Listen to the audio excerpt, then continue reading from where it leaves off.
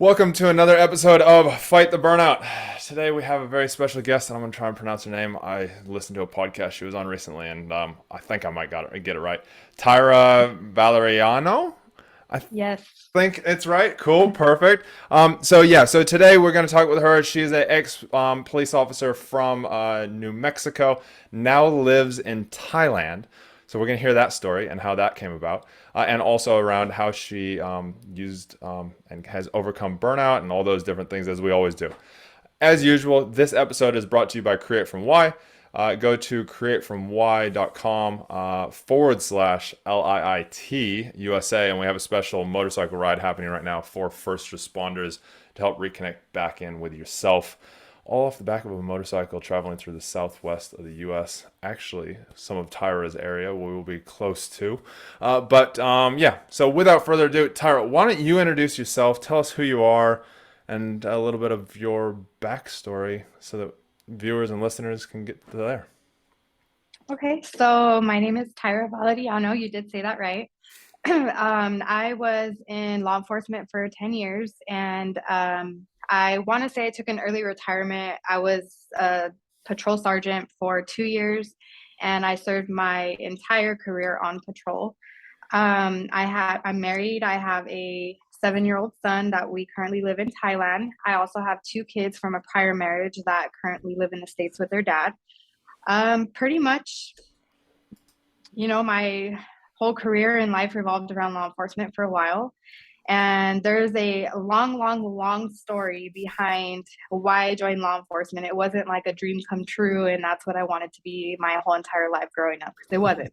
In fact, it never even crossed my mind to be a cop growing up. But um, I went to school. I got a bachelor's and a master's degree, and ultimately, my goal now is just to teach online college. Now that I've done law enforcement and I have enough experience in the field, I just kind of want to share my knowledge. And for those who are interested in law enforcement, I'll never tell them not to do it. I'll just share my experiences and hopefully guide them in the right direction. So, No, I love that. I mean, you and I are on the same page there. I never wanted to become a cop. I didn't want to be told what to do. I still don't like to be told what to do. So, so yeah, I can same. relate, I can relate to that one. I fell into it as well.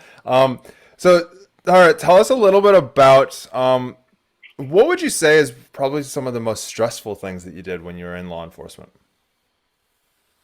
Um, I'd probably say maybe time management and balance. So I was trying to promote, after several years in law enforcement, balance, lifestyle balance, because I noticed that I just couldn't balance school, family, work. I was just so caught up in law enforcement altogether that it was always about work, work, work. Hey, there's overtime, I'm going to work it. I get that. It's like you enjoy what you do and you get paid for it. So Yeah. there was nothing better than that, but it was really just trying to find that life balance and find a hobby. I didn't really have a hobby outside of work. And so when I would have time off, I just wanted to go to work, because I was like, hey, well, I'd rather make money and go to work than to just be at home and not do anything. Mm. So yeah, that lifestyle balance is very, very important. So Yeah. No, definitely. Did you do the overtime because you needed the money? Like I've talked to a lot of law enforcement, especially from the States. Here in New Zealand, you can't do overtime, so you can't do those double shifts and get paid more. It's just what you have. If you do overtime, they literally hate you because then they have to give you time off in lieu. Did you do the overtime for the money or just because you enjoyed what you're doing and you wanted to be back on the street? So in the beginning, it's because I actually really enjoyed it. I mentioned that I have two kids that live with their dad, and during my journey into law enforcement, I actually had to work to get the money, because I ended up on the side of the man. In the United States, it's usually the women ends up with the kids, Yeah. and I didn't end up with my kids. So I did have to work extra to, pay child support and all that crazy stuff, hire an attorney. And so there was a certain point in my career where it was more for the money. But once everything got settled in that aspect, that's when I started to really look at, okay, I've been through this and this, and now I'm on a slate where I need to figure out what it is that I'm going to do. And that's when I started realizing, like, hey, this lifestyle balance, I need that. Like, I need to spend time with my family. I need to get school right. I just need to get myself together. So Yeah, yeah. No, I definitely get that. What would you say your definition of burnout is? Because I know everybody has it. There's the Webster Dictionary definition, but everybody has their own kind of feeling and definition of it. What would you say your definition of burnout is? I'm gonna say agitation, short fused, and exhausted. And that I've come across that even towards the end of my career as a supervisor. I noticed what was stressing me out the most as a patrol sergeant was just scheduling, having enough manpower. Manpower drove me insane because there is just not enough manpower for anything. And No. the changes that they make to try and accommodate that, it's like, okay, we're gonna actually say that manpower, instead of having 7 minimum staffing, it's going to go to 5. And it's not because that's what's safer, it's just because you don't have enough people, so you're going to Yeah. have to lower the minimum staffing. And that just, it just made me stressed out, to be Yeah. honest. And I know that's a worldwide thing. That's not just a U.S. thing, and that, and for listeners, and that is, it is a worldwide thing. I mean, back even 7 years ago when I was still on the street, we were saying the same thing, and we had, sometimes more people than they do now on the street. Uh, what did you do to during that time to make sure that you didn't burn out because of that? So I found a hobby in traveling. And if you were to look at what we call pay time off, PTO, if you were to look at my PTO bank, it was always on zero because I always used my hours to travel. And it was literally something that reset me. It was something I got to enjoy with my husband and our kids if we had the ability to take them. And it was that's what I would do. I would travel to reset, to get out of my environment. To not have to think about traffic stops, to not have to look at, hey, that person has a warrant and I'm walking in the grocery store. It was to get away from the environment that I'm surrounded by. And that's what I would do for the burnout. That's how I would reset. How often did you do that? Very often. In fact, people were wondering, how in the heck are you doing that when you're a cop? It's because I literally took my PTO. So the way our schedule works is that we work 12-hour shifts, and we would have every other weekend off. So there was one week we would only work Wednesday and Thursday. So I would take the PTO for those 2 days, or I would switch another officer if I didn't have the PTO to get those 2 days out. And I would always have a week off, right? So I Yeah. would always try to make it work out so that we could go out of town often, just to make sure that I wasn't getting burnt out. So when you say often, how often on average would you say you were getting out of town? Um, I wish I could count on my hands, but I'm sure there was one year that we went out of town, and sometimes out of the country, like 10, 11 times. I mean, Yeah. we were just always traveling, like all the time, all the time. And traveling, that doesn't account for us going to visit our family. That was probably 20, 30 times a year that we'd be going to see our family that's 3-hour drive away. So So how'd you make sure with those? Because I know I've talked to a lot of cops, and even when they're out of town, they're still on that alertness. They're still on that, that coiled spring, as they used to call it on my squad. I don't know if they called it, if you have ever heard that one. You're like a coiled spring ready to bounce. How'd you switch that off when you were on holiday? So it's not really that it was a switch off. Of course, I always had awareness no matter what. It's very You hard always as a do. cop to turn. Yeah, even here in Thailand, I'm still like that. It saved me It's so many very, times. I don't know about you, but it saved me and my wife so many times. I'm like, yeah, you just go over here, and I'm gonna, yeah. yeah. So it's definitely not something that I would turn off or I can't turn off, but I would just try not to focus so much on that and enjoy the moment, Mhm. because Yeah. when you're at work, you can't really enjoy the moment. You're go, go, go, you're dealing with all kinds of stuff. And when you're on vacation, you don't have to do that. It doesn't mean you have to turn off your awareness. It just means that you need to enjoy the moment and realize that you're not having to endure the stress or, work while Yeah. you're out of town. So I know, like you and I, it sounds like I've gotten to a place where I can do that. There was a long time where I could not. I couldn't go into a general admissions of a concert because of the fear of all the what ifs and all the different things. I remember the life changing event that I went to was 5,000 people, and I was like, I walked into the room and went and almost turned around and walked back out because I was just overwhelmed because of that alertness. The struggle to turn it all, to turn it down, not off, but turn it down. What did you do, or what do you do now, even still, that helps you to turn it down so you're not overwhelmed or driven by it, but instead you actually use it as a benefit for you? in your circumstances? Well, I'll tell you what, it's still a work in progress right now because I'm in another country and things are different here. So something that would alert me at home may not be something that is still alerting here, you know? So it's still an adjustment, but what I will say is that it was really hard for me to learn that my body was as stressed out as it was because when I didn't have that stress, it's like my body was looking for it. It's almost like I want to say it was wanting to create drama just to be stressed out because that's all it knew. My body didn't know how not to be stressed out. So that was the first thing in order for me to tone that down and not like think that everything is somebody's out there to hurt me, you know? I think also another thing too, now that I'm here, is that nobody knows me here. So I don't feel like, hey, there's that cop that took me to jail or, you know, they know where I live. I don't have that feeling here, which has helped me a lot in trying to control that. Yeah, so it's more focusing on the what I've found, and tell me if you find this as well. More focusing on the outcome of what you're doing. You know, if you take, for example, we'll use a concert for example. Going to a concert, why am I actually here? Okay, I'm here for this. Now, I have tons of training. And if shit hits the fan, well, I already know where all the exits are because I scanned them when I came in the room. Yeah. And where's the most important person to me? Okay, it's my wife. She's right in front of me. Cool. Okay, if something happens, I'm going to take this option or this option, and we'll go with it. And I know also that none of those options normally ever happen right, anyways. And so why am I here again? To just have fun, to live, to enjoy, to be with my family, to have an enjoyable time.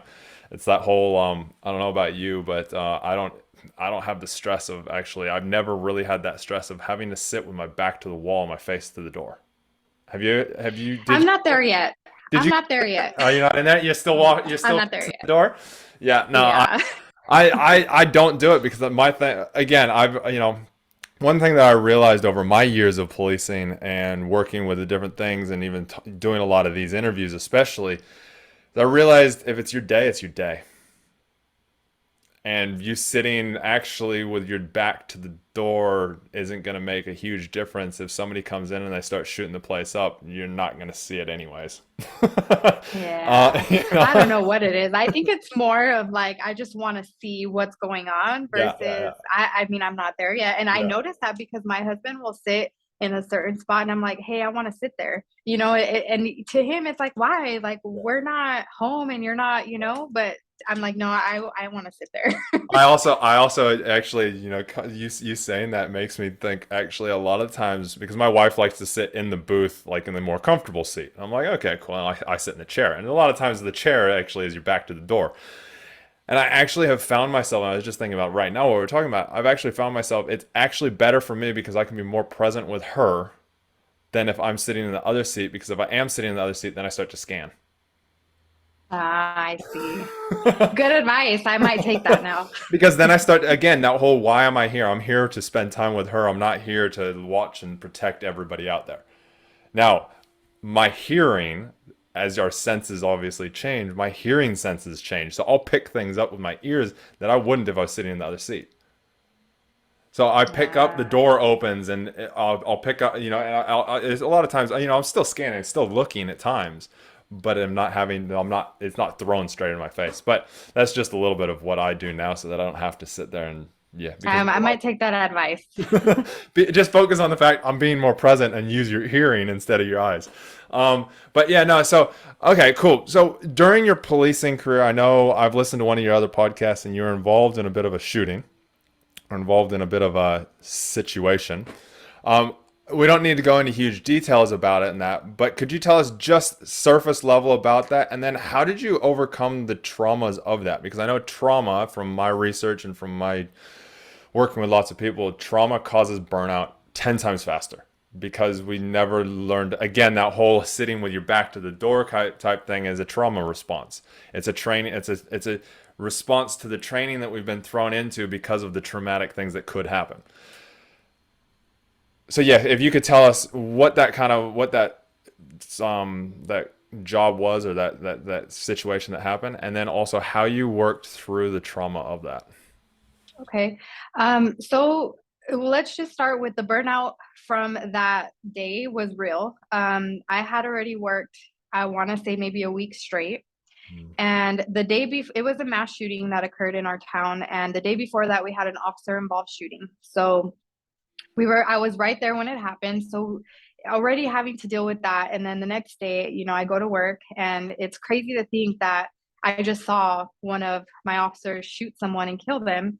And now I'm back at work, just like nothing ever happened. So there's that. And then the fact that I had already worked 7 days straight, and just knowing that I didn't even really have time to just take everything in that I had already went through for the whole week. So the mass shooting was, just to touch base, it just, the case is recently closed as of right now. Um, Me and another guy responded to a loud party, and in New Mexico, I don't know how it works for other states, but if a juvenile, which a juvenile would be under the age of 21, is not in possession of alcohol, there's really nothing we can do. If they've already consumed the alcohol, there's nothing we can do. Okay, and if they're just obliterated, and of course they are drunk and just you, of course we need to act. But ultimately, this party, we made contact with the person who was responsible for the party. He was only 20, and he was under the influence. We knew he was, we could smell it, but he was coherent. He answered all of our questions. And by policy and even by law, we can't just break up a party because of that. We didn't see anything in the body camera. This is a hindsight 2020. When you watch my body camera, it doesn't sound good, but you can't see what's going on. So there are comments where I said, hey, that person looks kind of young, because I wanted to go, go, go. But in reality, just because I'm saying somebody's young doesn't give me the right to say, let me see your ID. Right. Hey, what are you doing at this party? Are you under the influence? I don't have the right to do that. So yes, I can make an obvious statement, but in reality, the law doesn't allow me to go out of that scope.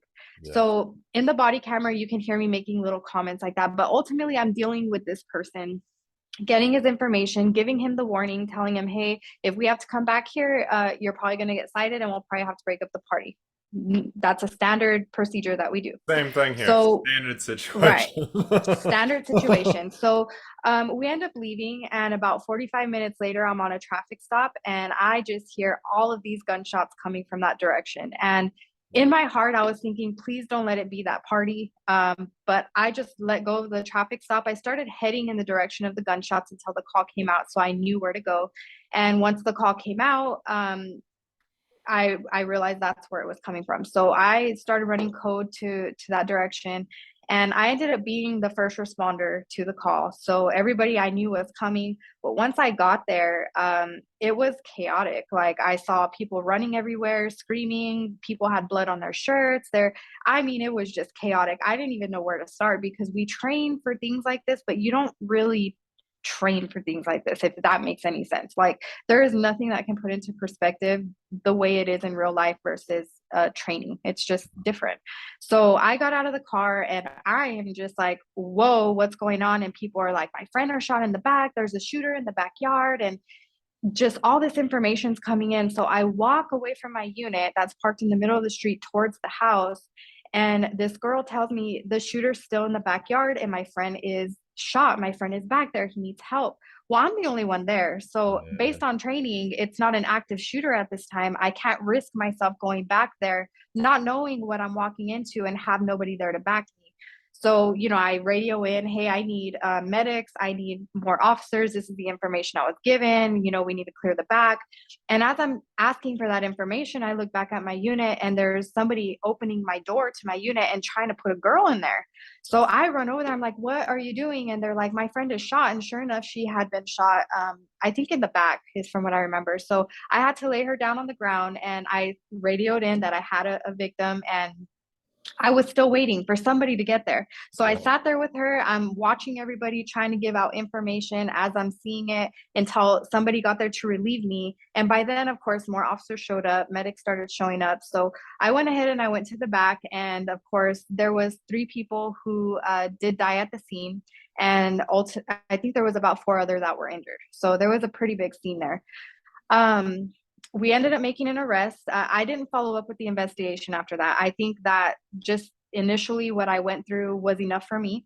Yeah. And I I let the investigators do that part. So I didn't ever ask them, hey, what's going on with it or anything. I just Yeah. kind of left it alone because for me, that was a lot to deal with on top of the officer involved shooting and then everything else that happened that week. Yeah. So fast forward 3 years, and this guy finally went to court, and I was being sued, me and the other officer, for not breaking up the party, and that resulted in the death of 3 people. And he was released on all the charges. They didn't find him guilty based on the evidence and the investigation that was done. And like I said, I don't really know. I choose not to like go deep into that because of my experience during the time that the trial was pending. The families, I don't know specifically who, but they made flyers of my picture that they got from the website from the police department, and they posted them all over the city or our town, and they said that I was a bad officer, that I didn't break up a party which resulted in a mass shooting, and if people would really want me to pretty much serve their community. And it was kind of traumatizing because Yeah. I didn't feel that I did a bad job. They don't know the law. They didn't know actually what I did. They saw the body camera, and that's what it's all based off of. So, of course, And they're that in was the pain. first traumatic event. And they're in a And lot they're of in pain, and pain. I And understand. yeah. And I understand that. So the next thing was my Facebook. They posted my body camera on Facebook, and I was getting tagged like a million times a day so that people could see my video. And it was like very traumatic because I was getting, like, how could you do that? She's a shitty cop. And it was all kinds of stuff. So I had to change my profile. I had to put everything private. I mean, I kind of just had to get off of the social media world for a Yeah. little bit. And what that did to me is it initially set in fear for my family because we live in a small town, right? And we have take home units. So everybody knows where the cops live. Everybody knows who you are. Just everybody knows everything in a small town. So I started to fear for my family most of all because I felt like, if I were them and I'm doing this to this cop, where am I coming from? I'm coming from hurt. My child is gone, and is that going to put me in a fear for my child? Like, is my child safe walking to school? Is my child safe being at home? So all these things start, coming into my head, and All I the am what ifs. stressed out. All the what Yes. ifs. And so then now we have, this litigation, which it's not done. So, there's not too much that I can say on that, but there's that. And I'm thinking, I had already intended on wanting to move to Thailand 4 years prior. That was a goal of ours that we wanted to do. And the more that, I was feeling that on top of the stress with the manpower, with the working too much, not being able to really see my family, just all these things, I was like, you know what? I think it's time, and I can't make the selfish move of wanting to stay in my career. I wanted to retire as a cop, like I invested a lot of my time into it. But ultimately, my goal was to eventually move to Thailand. We moved here earlier than expected. We were waiting for my oldest son to be 18, but now we're here. And that was one of the things that I really had to put into perspective is I really feared for my family more than I did myself. Like I knew, yeah, I could go out there and they might want to hurt me, but ultimately, like, I just don't know what people are capable of, and I do know what they're capable of. So Yeah, it's that yeah, double-edged sword, isn't it? You're like, I don't know what they're capable of, but I've seen a lot of stuff that makes me yeah, scared. No, well, first off, thanks for sharing that, Tyra, because I know that probably, I know in the beginning when I was sharing things, it was hard, but relieving it all at the same time. So I do praise you for that, and I know um, people will as well. I'm sad to see that it caused you to ramp things up, but I'm also happy to see that it ramped things up. Because it means yeah. you got to go do the dream that you're doing now. What do you think? So moving back, like I know there's so many law enforcement that are out there that aren't in the situation where you're in, where they're able to move and that. But also, I know that there's so many cops that want to keep doing what they're doing, but are kind of sitting in that same situation lately, where they're like, I just don't get this department. I just don't get all this stuff. I'm worried about this, worried about that. What do you say to them that want to stay in it, but are still processing all that? What would you say to them to help them process things faster or to maybe shift things, or what would be your advice? I think it's quality of life. Like I sat there and I put that situation into perspective because I wasn't running from that, just to make that Yeah, clear. no, I know you It's weren't. just it's a huge factor as to what I sat there and thought is the time good now for me to leave? And that, when you sit there and you think, okay, I gave this to the department. I gave my pretty much my life, my time. You know, what I do outside of work, it affects my life outside of work because I do sit on the side where I can see the door. You know, I'm constantly looking where the exit. It affects my life completely, you know. So the idea that I gave myself is, you know, if I were to get shot or die on duty, how is that, what am I going to mean to the department? Like, what is that, what is the department going to do for me that's going to make me feel like they value me? And when I really started to see, and it came from other things that happened at the department, another officer involved shooting that happened not too long ago, but the way they treated that officer made me feel like I'm replaceable at any point. You Yeah. know, if I'm a sergeant and, you know, I care so much about my people, but if I were to be removed from that situation for whatever reason, I'm just replaceable. You know, my people value me, but does the department value me? And I did not feel valued, you know, at all. There's so many things that come around that specific topic of being valued that I felt like, okay, now that I know that I don't feel as valued as I should be, is the pay really worth it? Because I was, you know, we were about to get a really good pay jump, and I was struggling with that. Like, should I walk away from this? But then I started thinking about all of the things that are affecting me and how it's changing me as a person. I used to be really funny. Okay. Like, I don't think I'm that funny anymore, but I used to be really funny. I used to like love being around people. I used to be the life of the party. You know, there was so many things about me that I loved that I'm just not anymore. And that changed me. This career changed me. And I didn't want to continue down that path where it was going to change me so much that not even my husband was going to like me or my kids weren't going to like me. And that's usually the path that we all go down when we're in law enforcement. We lose a lot of people, and we're so stubborn and type A that we're just like, it's not me. It's not me. It is us. Like, we don't want to realize that it's affecting us and changing us. Yeah. And we allow ourselves to go there. And I didn't want myself to go there, which is why that ultimately led me to make the decision to leave. And that's where I feel that people in law enforcement, you have to put your ego to the side and really look at your life. Like, if you want your life to be solely about law enforcement and say, hey, I retired 20, 25 years, I did my career, but who are you today and what did you lose and what did you go through and was it worth it? Yeah, no, I totally agree. I'll give you a little insight as well because you're 6 months out from leaving? 6 months now? Year? No, it's only been 3 months. Oh, 3 months. Oh, wow. Yeah. It Yeah. feels like time's flied since I first met you through LinkedIn. So yeah, you know, you've been 3 months, I've been out 5 years. Those bits of yourself that you feel like you have kind of lost a little bit, they'll come back. Good to know.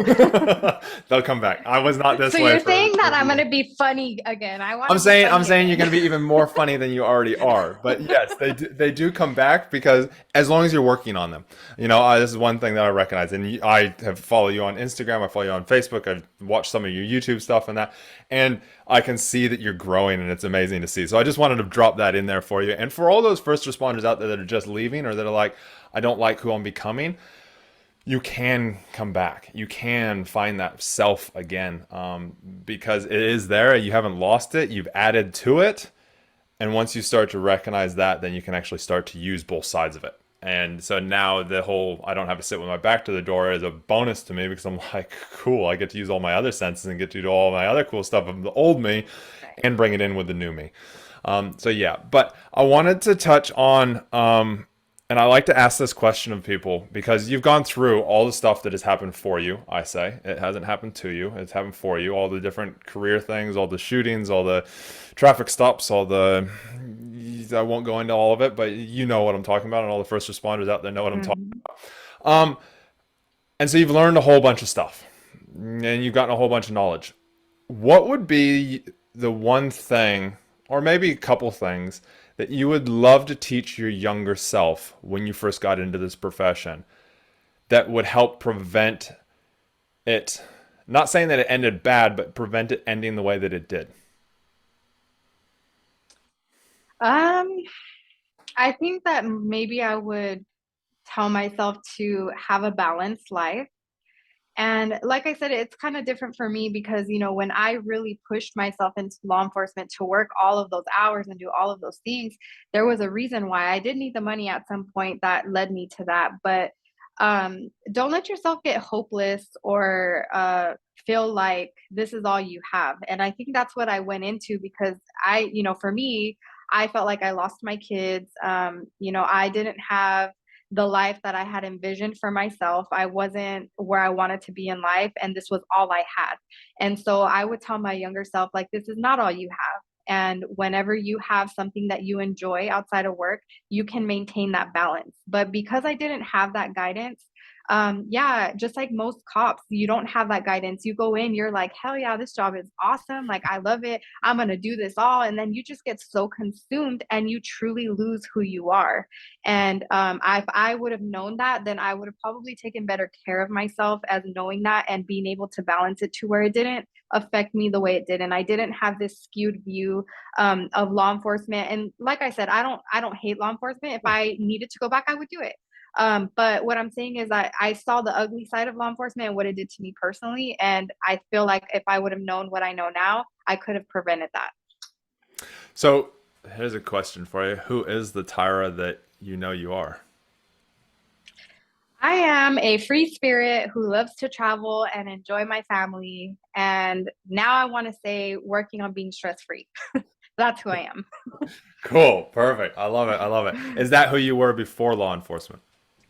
I was very outgoing. I wouldn't say free spirit because I wasn't really too much into traveling back then, but I was very outgoing. I enjoyed life. I had fun, and I didn't feel like I was at a loss for anything. I really enjoyed life like before all this. So now, just like you said, it doesn't happen to you, it happens for you. And it took me a long time to understand that. But now that I'm here, like I can see that things are starting to come back little by little. No, I love it. I love it, Tyra. So, I'm a huge why person, or you could call it your purpose. And my belief is that it was planted when you were pre-7. So, doing my neuro-linguistic programming type side of stuff and that neuroscience side, our brains are developing up until we're about 7. So the seed gets planted in their mind is so that I can help myself and others truly see ourselves. And that's my why and purpose, and I've recognized it in the last few years. And I was like, "Holy crap! Now I can actually really direct that." It's why I would always be the life of the parties. It's why I would always bring people together when I was at high school and things like that. What would you say, Tyra, yours was, and when do you believe it started? Um, Maybe that's a good question. Maybe just to be a fighter. And I think my why started when I was like 20. Oh, And I can't say as a kid, I don't really remember too much as a kid. So, and I don't know why that is, but I just really don't. But now that I'm an adult and everything that I've experienced, I never gave up. Like, literally never gave up. I've given something my 110%. I am such a perfectionist. Not that that's a good thing, but it's the fighting. Do what it is that you want to do and fight until you do it. yeah. Like, don't give up unless you don't want to do it anymore. You know what I mean? But that's what I mean is I think that that's what maybe that's what my why is, just to be a fighter. Teach people how to be a fighter and go for what you want, which is why I will never tell somebody not to go into law enforcement. If you truly want to do it, I will give you, the pros and the cons about it, but fight to go into there and Yep. learn from my mistakes. I love it. I love it. Yeah, I was when I left law enforcement, I was very resentful of it for about a year. I didn't burn bridges when I left that I know of, but I was very resentful of it. And then I have come around and I'm like, I can actually teach, just like you said, I can teach everybody the pros, the cons, the indifferences, the what you're really getting yourself into that they won't tell you at those information nights, and prepare you the best way that you can. So it's awesome that you're on that journey as well. So Tyra, tell me, I know you've got YouTube, you've got Instagram, you got all the social media things telling your story of moving to Thailand and being a cop that's moved to Thailand now. How do people get in touch with you? Usually through social media platforms. I still have my phone number. And it's funny because now that I moved over here, I don't really talk to too many people besides family and just a select few people that I've been friends with from work or from school, just from back in the day. But most of the people that contact me that I don't really know is through social media. I've had tons and tons of questions about how to do it. And very surprisingly, a lot of law enforcement people have reached out asking how I did it and, if I regret it, and no, I don't regret it. In fact, I don't feel sad. There's some days for like maybe 5 minutes where my heart sinks into my stomach and I'm like, oh my God, I can't believe that I left my career. And it's like gut wrenching, and I'm like, holy crap, what did I do? And then I'm back to it and I'm like, no, I'm happy. This is what I wanted. I worked several years towards this goal. And I told everybody the day that I left back to work after visiting Thailand the first time, I told them, I'm going to live in Thailand. And Wow. they thought I was crazy. I'm going to live there. Watch me. I'm going to live there. And then when I did it, they're like, oh my God, you're really going to do that? Yes, I told you I was going to do that. So it's been a goal for a long time. You know Yeah. what I mean? Yeah. But yeah, that they reach me through social media majority of the time. And then just a few people for my phone number that I've talked to prior What's the to moving. social media links? And we'll put them all down below because I want to promote your YouTube and stuff because you are funny actually. Some of the stuff that you say, I'm like, that's just, yeah, that is definitely cop humor there. Um, and Oh no. so yeah, but how do people, what are those different channels that they can get in touch with you? I have a YouTube. It's Sergeant dot V overseas. And then I have my Instagram, which is Sergeant double underscore T dot Valeriano. Um, I don't post too much police stuff on my Instagram as much now, but I am working my YouTube towards more police related, law enforcement related content. Cool. No, I love it. Yeah, what you're doing is great stuff. It's awesome to see that kind of life after policing and that because there is so many. I talk to a lot of people and I do even trainings and stuff for people on it. Is really who are you without the badge? Because a lot of people don't Yes. know. Like you said, a lot of people struggle with that one. Um, so last question I like to ask, Tyra, and then I'll actually open it up to you because I know before we started recording, you said you wanted to ask me a few things possibly. So I'll open up to that if you like. What is your top tip to self happiness? Follow your dreams. And I know that sounds so cliche, but if there is something that you truly want to do, and just like me, like you're not going to move to Thailand, like, yeah, right, yeah, right. It sounds off the wall, like literally sounds off the wall. The more I think about it, I'm like, that sounds crazy. Like who's going to move from the US with this bomb ass career and then just leave and go. I did it. So what I'm saying is follow your dreams because if it's something that truly brings you happiness and it's what you want to do, then go for it. It can take time. Don't rush into it because if you do, like it may not work out the way you want it to, but go after what it is that you really want to go after. I love You only that. live once. I love that. Yeah, you do only live once, and for some of us it's short. For some of us it's long. My dad, when I was like 10, he stole. I had a Joe Montana 49ers playing card, and he stole it out of my card little pocket thing that I had, the little binder that I had of all the playing cards. And I got so freaked out because it was gone. I was like, "What? Where did it go?" Christmas comes around, and he got a signed photo by Joe Montana that says "Live your dreams, Joe Montana." And Oh, so wow. as soon as you said follow your dreams, it popped straight in my head because normally it's on my wall, but I haven't put it up yet since we moved in December. And yeah, I was like, it's so true. Just live those dreams, man, because you never know what's gonna happen. So, And uh, I will add to that, status is something that now that I live in Thailand, the country is completely different. Status way in the different. US matters so much. And I think that's where the identity crisis comes in as Yeah, a cop because you have that status of you're a cop. And here that doesn't matter. And I think that's put a lot of things into perspective that if you don't follow something that makes you happy because you think people are gonna think less than you, like they're gonna think that, oh, you went from this to that why would you do that? It really doesn't matter. It's your life. And at the end of the day, those people are not happy if you're happy. Like if you're living the life you want to live, you're going to be happy.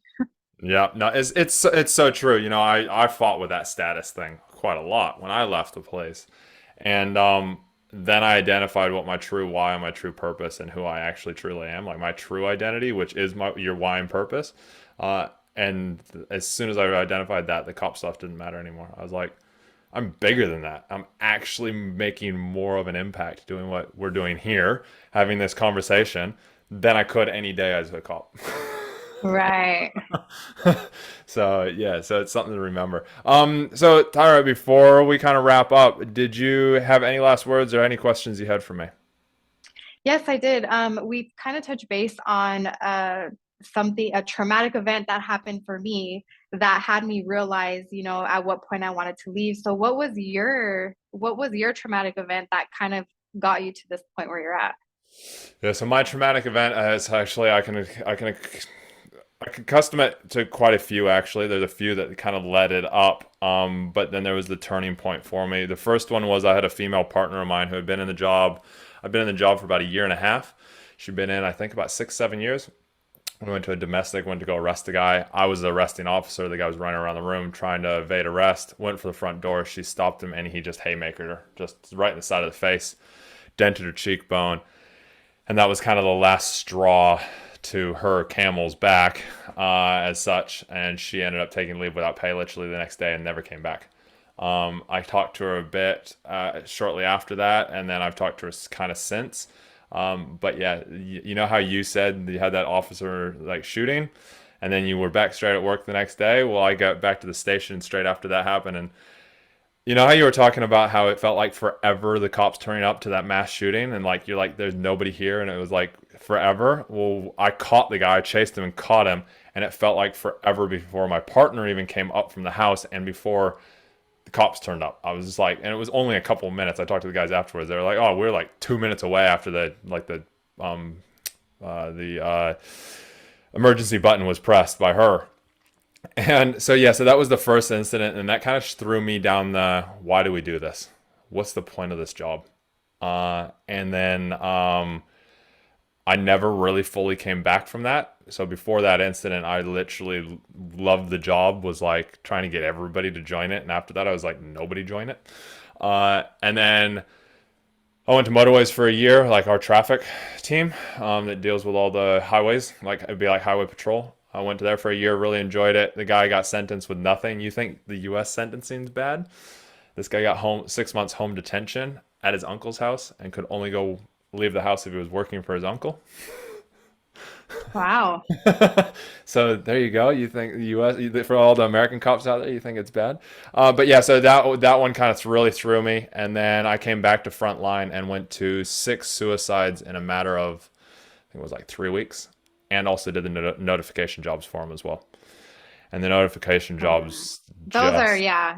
oh, they come because I'm an empathetic guy. Like I care about people and that. And by that point, I was already shutting down. And there's two of them specifically that just watching a guy my dad's age at the time tell him, and he's wearing like my partner went left, found the son. We went right, and I was walking the dad back to the car and just watching him collapse because telling him that his son passed away. I tried not to until we got back to the car, but just couldn't hold like he wouldn't leave it until we got back to the car.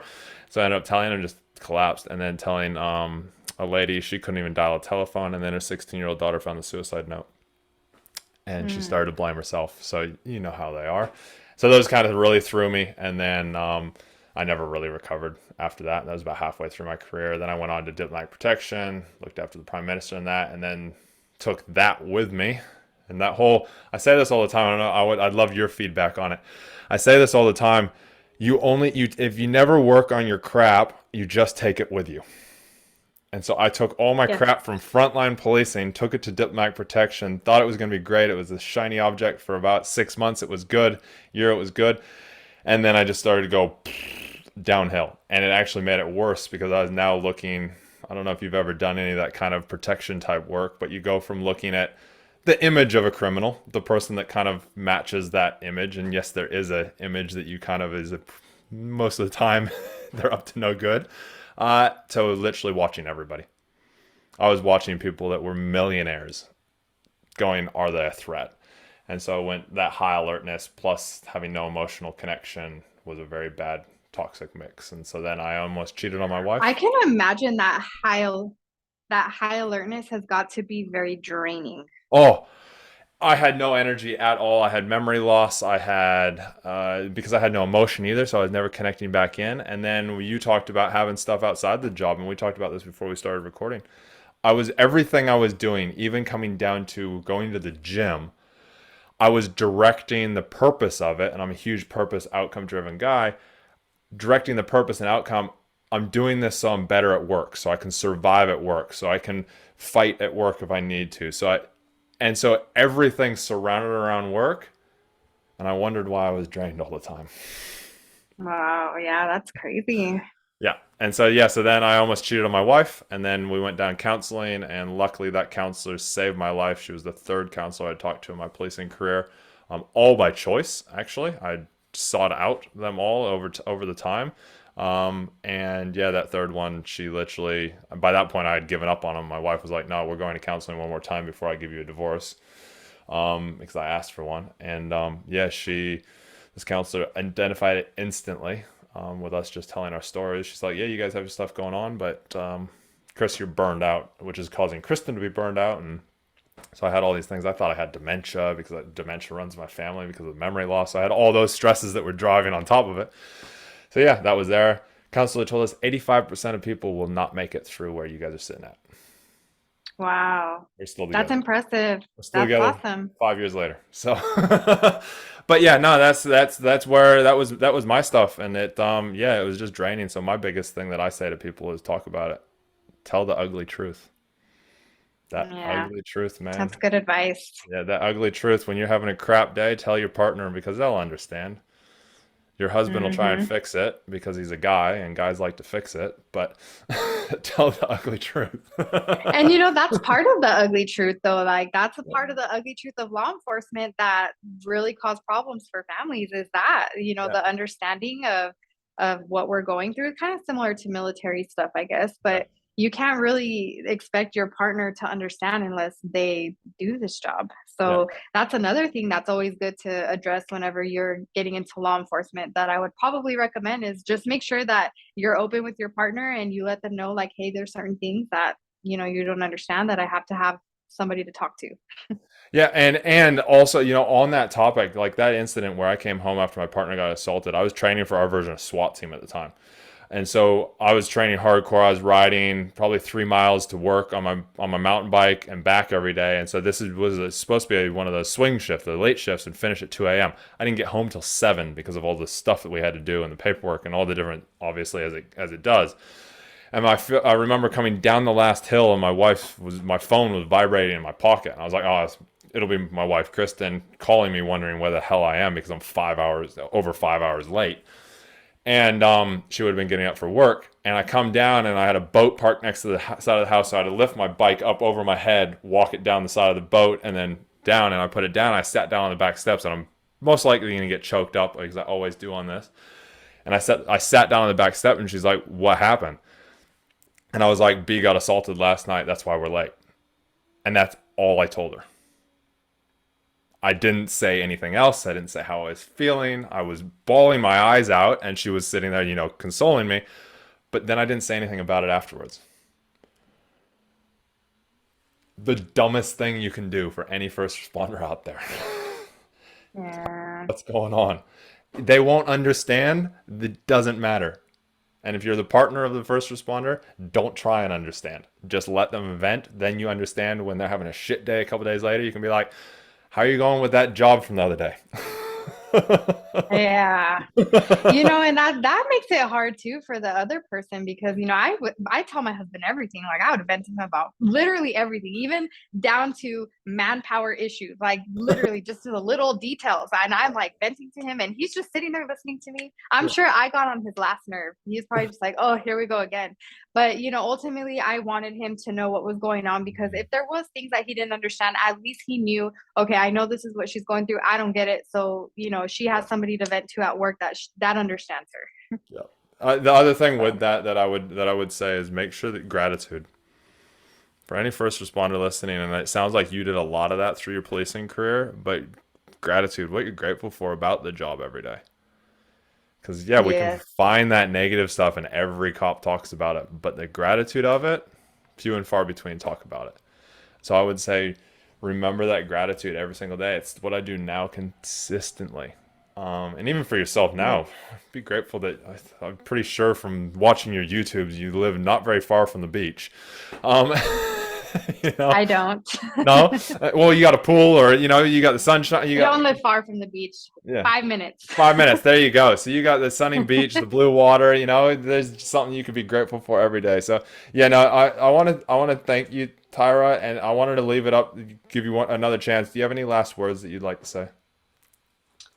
I just want to let any law enforcement officers out there know that, just be safe and don't ever second guess what you're feeling. If your body or your mind or your heart is telling you, like, hey, I don't know that I want to do this anymore, reevaluate yourself and reevaluate what you have going on in your life, because that doesn't mean that your career's over. It just means that you have something going on that you need to fix Mm. and address it and make your decision from there. Make your decision on whether you're ready to get out or not. And just make sure that, you gratitude, you remember why you're doing it.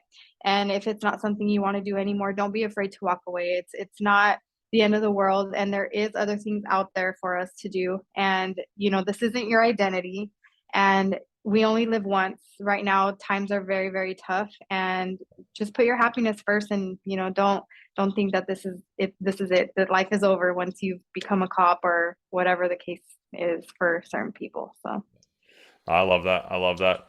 Well, thank you, Tyra, for coming along. Thank you for taking the time out of your. It looks like a very sunny day there, and I do appreciate you sharing your story and being vulnerable with us and telling it all. This episode, again, like I said, was brought to you by Create From Why. We talked a lot about identity stuff today. We talked a lot about knowing who you are and really having passion, and knowing that identity. And I know I talked about it at the beginning of the episode. I'm going to put another plug in here. We are doing this motorcycle trip. I know a lot of first responders and cops out there ride motorcycles. And so we want to bring you along. You just need to reach out to me, Chris at knockingdemoncoaching.com, or just go to the website, createfromwhy.com/LIIT USA. Links in the bio, so that we can help you learn all these different things that we've talked about today, really ingrain them and put them in place, and have fun seeing the Southwest at the same time. Because tell me, Tyra, is the Southwest beautiful or not? there are a lot of areas that are. I can't say they all are, No. but yes, there are several areas that are. Yeah.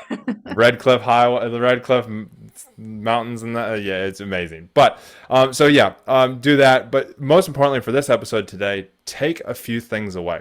I like to say take one thing away and put it into action. Because if you take one thing and put it into action, you'll be 100 times further ahead than if you try and put everything in action and do nothing. So yeah. So again, I want to thank you, Tyra, for being here. And yeah, this is Fight the Burnout, and we will see you. And thank you. Make sure you hit those likes, subscribes. I always forget to say it. Hit the likes, subscribes, follows, share this episode around. Let somebody know, because I know somebody will get something out of it. Till next time, we'll talk to you soon.